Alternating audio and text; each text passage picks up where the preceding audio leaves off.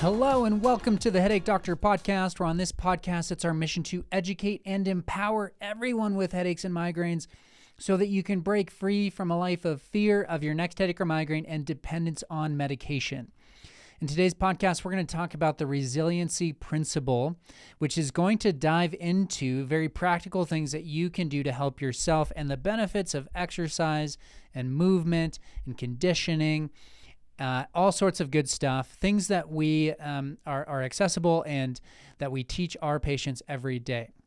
The reason that we're going to talk about the resiliency principle is because it clicked in a conversation that I was having with a patient earlier this week, that oftentimes we perceive our body's tension and fatigue and irritation, joint pain as a problem that needs a solution that might be more of a potentially a passive modality, or rest, or we need an ice pack, or there's or a hot blanket, or we need to take a nap. There's something that we need to move towards as far as rest, and the definition of rest that is naturally intuitive when our body feels like it's stressed out, worn out, muscle tension, fatigue, that sort of scenario. Okay. And so it connected with me in this conversation with this patient, because it's a conversation that I've had with a lot of patients. And it's a very common held belief that rest, and we'll define rest in this context as laying on the couch, taking a nap, giving your body doing less. Okay. And that doing less in a response to, it feels like my body is being overworked or overtaxed, and so I rest, and that is the way that we recover. And if it's not resting at home, it's going to a salon or a spa, or maybe it's cryotherapy or heat therapy, or something that is an addition, like a modality to your body, in addition to the rest or relaxation. So it's like I need to rest, and my body needs time to heal. Okay. So just to be clear, I'm not saying that those things are wrong or bad or are necessarily even a problem. Okay. So our body needs rest. Our body needs sleep. Our body needs good quality sleep, where we get into the REM cycle and we can heal. We can have energy for the next day. We breathe through our nose. We get blood to places and our tissues that need the oxygen and the healing to occur. And sleep is very important. Okay. The other thing that, and whether it's cryotherapy or heat therapy or red light therapy, or a hot pack or an ice pack, those things do have their place as well. But the underlying question that's being asked here is, how do I get out of a state of constant tension and in this cycle of tension? And how do I get my life to look like I'm not just constantly trying to avoid a tight shoulder, a tight neck, and a headache that comes up because of the tension that I'm carrying?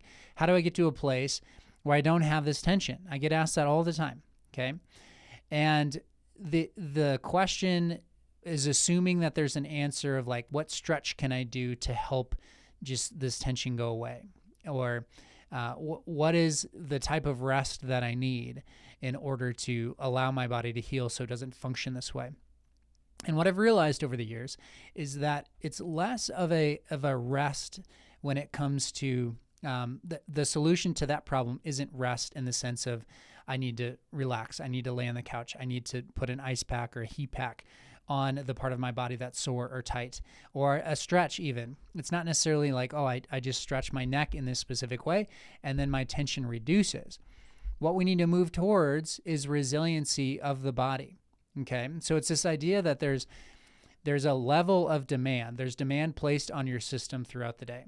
So if you wake up and you are upright, your body and your neck and your shoulders have to do something. If you reach up into a cabinet to grab a plate, if you pick up a child who wants you to hold them, if you are driving in the car and you're holding the steering wheel, if you're working at a computer and your hands are on the keyboard, if your head is in a position where you have to keep it upright looking at a screen throughout the day, If you are on an assembly line or you're working construction and you physically have a demanding job or you have to lift heavy equipment, work a shovel, run heavy operating equipment, like whatever it may be, drive a truck, there's a demand physically on your body, okay?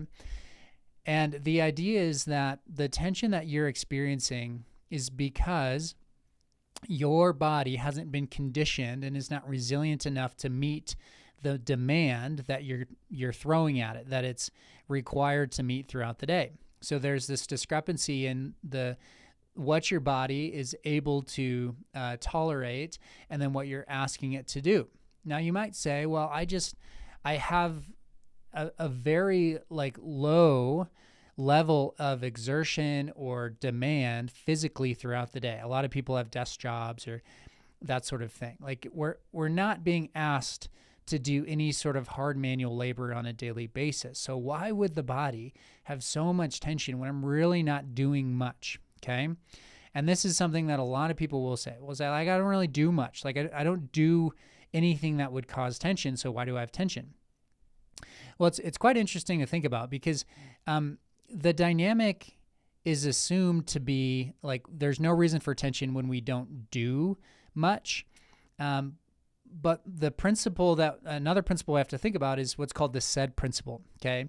So it's the specific adaptation to the imposed demand, all right? So I'll say it again. It's the SAID principle, the specific adaptation to imposed demand. All right, so all of these different structures in our body, whether it's the bones or the muscles or the ligaments or the tendons, the things that keep us upright and moving, are abiding by this SAID principle. So we impose some sort of stress or demand on the muscle, and then it adapts to it, specifically whatever we're asking it to do. So think of sports, for example. If you are learning how to play tennis, and if you have never played tennis before and then you go swing a racket 100 times, your shoulder is going to be really sore, okay? Now, if you swing a racket and work on your serve over the course of 6 months, at the end of the 6 months, you're really not going to get sore much at all, even if you serve 100 times, 200 times. Like you've trained the shoulder, the muscles, the tendons, the ligaments, the joints. You've trained the shoulder on how to adapt to that imposed demand. So the specific demand of, swinging the tennis racket through the air, hitting the tennis ball, and serving the ball. You've taught and trained the shoulder how to do that efficiently and effectively, and the muscles and the tendons, ligaments, joints have adapted to that. So whether the muscle has become stronger, the definition of the muscle has become more robust, the ligaments, the tendons have become more robust, they're stronger, they're able to handle the amount of tension placed through them when you're swinging the racket. And then the joint itself mechanically has understood what it needs to do, and so it's able to freely work within that range of motion, okay?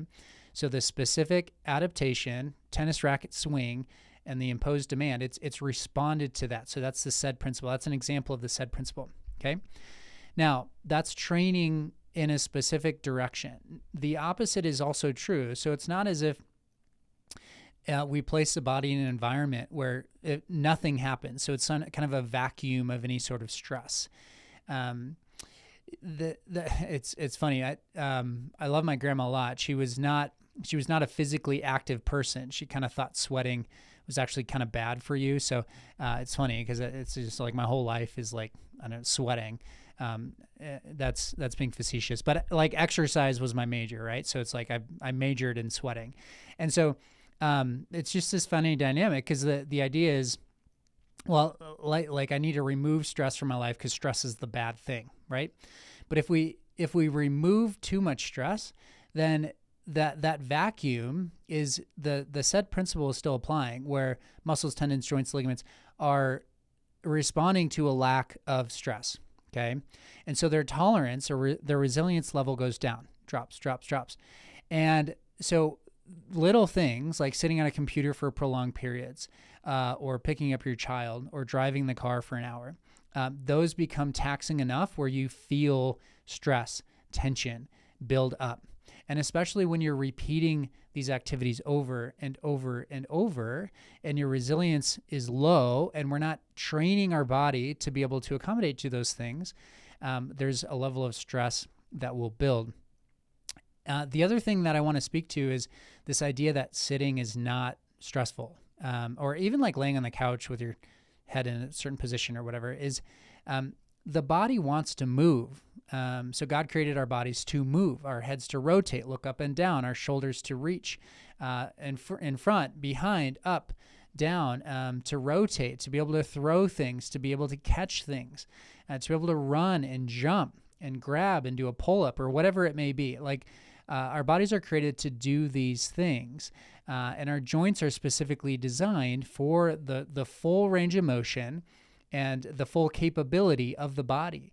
And so when we shrink it down to, I get up and, I eat my 3 meals a day, and I'm on the computer, and then I maybe read a book, watch TV in the evening, and then I go to bed, and then I repeat that, and then I repeat that. And I mean, we're not really exercising or stretching our capacity, but we're actually like shrinking it. So we're not even like reaching behind us. Like how many times do you like reach behind you, or like open up your chest or your shoulder so that your shoulder realizes like it doesn't have to be in a forward position. Okay. This may sound like I'm painting a pretty bleak picture, and if you have headaches, you just sit all day. It's not what I'm doing. That's not what I'm tending to do, at least. We have all different types of people that come to see us. We have very fit people that exercise all the time. And then we have people that we need, that are like wanting to walk. They just want to walk, but it's just so hard for them because they're in so much pain. And so like their lifestyle is very sedentary. But rarely do we see someone who doesn't like want to move towards more movement, more exercise in their life. And so I know that I'm speaking to a population of people, if you're listening to this, that care about their health. And so I feel confident in saying, let's move towards movement as best we can, but no, like as I'm communicating, I'm not trying to like minimize your situation or the level of pain, or, hey, I just can't physically do this. We have people all across the spectrum. Okay. What I'm doing is communicating about how our bodies were created and our anatomy, and this principle of resiliency, and why the idea of rest is sometimes or oftentimes not what our bodies actually need. Okay. And rest being defined as laying on the couch or taking a nap or removing ourselves from any sort of physical exertion, exercise, stress. Okay. Now, if we take the said principle, and so what I outlined is the extreme of, okay, we have a vacuum of any sort of stress, physical stress, and our body adapts to that by becoming less and less resilient. Okay. And then we get in this state of like, oh, I'm just like kind of tight all the time, and there's like tension everywhere. What you're feeling is the body's response to, it's not being trained to even have the capacity to deal with, you sitting. And our heads weigh 10 to 12 pounds. So it's like holding a bowling ball in one place for, 8 hours. Like it's not nothing. It's not like your body should easily be able to do that. Like it's actually it's kind of hard. Like it'd be easier to be walking or moving, being dynamic, like move the bowling ball around, and it's going to be easier to hold it all day as opposed to just out in front of you. And so when you start thinking of it that way, sitting becomes less of like, oh, I'm relaxing. And it's like, oh, actually it's physically kind of straining on my shoulders and my neck. And so we want to move. But when we're trying to get out of this and we're trying to condition our body and become more resilient, we want to move towards a healthy level of physical stress so that our body adapts over time and becomes more resilient. All right. So there is an extreme that it is detrimental. Okay. So let's say like the body, like we're going, it's like that couch to 5K or couch to marathon or whatever it is. Like that example of you've never run to, I'm going to run a marathon and it's a month away. Like that's too steep a gradient. Like you're going to push your body when it's not capable or it doesn't have the capacity to even run 3 miles and you're going to try to run 26. Now you can mentally, like some people could probably just like push through and do it. But it's going to lead to injury of all types. Okay. So it's too much. So it's not as if like just exercise at all costs and it doesn't matter. It's all going to be good for you. No, that's not the case. And I've run a few marathons. I think 26 miles is for most people, it's just too far. Like I actually got an injury myself, and it's just like, running's good. Anyways, that's a tangent. But there is an idea of too much, okay? And so that's where like working with a professional that can evaluate what your body has the capacity for, and then building out a program to, build up that capacity is important. And that's what we do every day. Is we look at the shoulders, we look at the neck, we evaluate, okay, like what is the body capable of in this situation, and then we want to make it more resilient. And oftentimes that starts with like specific prescriptive types of exercise that build up tolerance, like the basic function, structure, stability of shoulders, neck. And then we want to add to that with like a general exercise program, like getting someone to the ability to do rows or, shoulder exercises or push-ups, pull-ups potentially, like, so that they're building the resiliency of their body. And then as they continue to build and see their body develop in strength and they condition it well, then those lower level activities, just the stress of everyday life, will not lead to like, oh man, I just feel so tight and I haven't really done anything. And like, how do I get rid of this tension? Well, I just need to like take a nap. Okay. So in a sense, the opposite is what we're headed towards, which is going to be a conditioning, moving towards that like good stress in the body, so that over time we can have the resiliency and the body's capacity to tolerate our daily activities goes up. Okay, so the whole idea here is less of I need to get more of rest, laying on the couch, passive, void of any sort of physical stress. And so if you're in this state of tension, you're just like, how do I get rid of this tension? What sort of stretch? How do I relax? What's the thing? Do I need more massages? Do I need, to sit in an ice bath, ice bucket? Like those things are not bad. Okay. Again, they're not bad. But if we're trying to build the body's resiliency, which is a principle we should use along with the said principle of our body adapting to the imposed demands, we need to be able to meet the demand of the day in order to not have the stress or the tension through the musculoskeletal system. Well, then we need to teach it. We need to train it. We need to build up by adding a level of stress that you're okay with, that your body's okay with. It could just start with walking and then, working on like specific exercises or just like general exercises that that you can tolerate and you can do, and then you don't get a headache the next morning, that sort of stuff.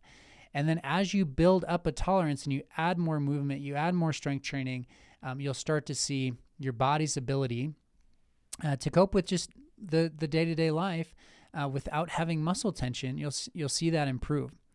And so what I would encourage in this podcast, your takeaway is just a subtle shift in your mindset of if I'm pursuing reducing tension, am I immediately going to like, oh, I need another massage, or oh, I need to rest more? I would shift that to how can I incorporate more of that resiliency mentality into my own body and into my own life, so that it's able to meet the demands of what I'm asking it to do throughout the day, and then give it time and be patient with it. And the results should be there. If you want someone specific to help you through this process, of course, reach out to us. We have virtual coaching. As you heard at the beginning of this podcast, we have the coaching. We have the SAM device, which helps restore mobility to the upper part of the neck and complements what we do with our in-person care. Okay? So don't hesitate, reach out to us. Thank you so much for listening to the Headache Doctor podcast week in and week out. There's over 200 plus of these podcasts, and they all are slightly different. So if you want to and you're motivated, feel free to go back and and listen to them, but also look for, headache or migraine specific podcasts that match your diagnosis, or the questions you've had, like what do hormones have to do with migraines, or what about food triggers, or what types of providers can I find that aren't necessarily physical therapists. Ask those questions, and we've answered them on this podcast. Just search the topics and hopefully you can find it. Reach out to us if you can't find one that matches the question you have, and either I'll do a podcast on it, or we'll say, hey, like, actually we have done it, and we'll send it to you. I value you guys listening and downloading and sharing, leaving 5-star reviews. It's how this podcast moves forward and continues to improve and get in front of new viewers, new listeners. Thank you all so much for being a part of this journey, where we will continue to educate and empower everyone with headaches and migraines so that you can break free from a life of fear of your next headache or migraine and dependence on medication. I'll see you next week.